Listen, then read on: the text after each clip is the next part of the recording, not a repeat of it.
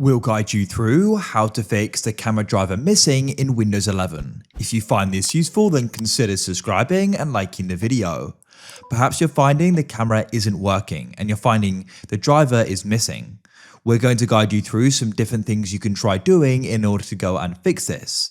Make sure it's this full guide and don't go and skip anything. Otherwise, you may go and miss an important part.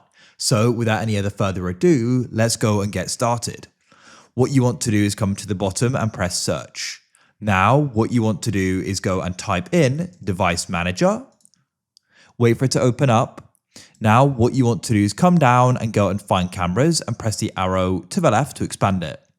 First of all, to make sure that the driver is properly working, you need to make sure the device is enabled. When you right click on it, if it goes and says enable device, go and click on it in order to go and enable it. See if that solves it. But if you're finding that it's not showing in this list, at the top, you want to go and press action and press scan for hardware changes, and it's going to go and scan for it, and that can detect it and go and get the driver. Otherwise, what you can try doing is press action and you want to go and press add legacy hardware, press next. You can then go and press search for install the hardware automatically and press next. Then you can press next, go down and select cameras, press next. And you can then go and see if it can go and find it here.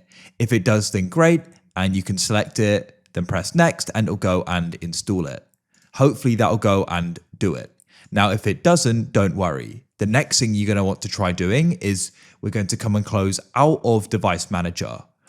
Now, what you can do is you can go and press the Windows button at the bottom, Start, go to the right and press the power button, and then what you want to do is go and press restart.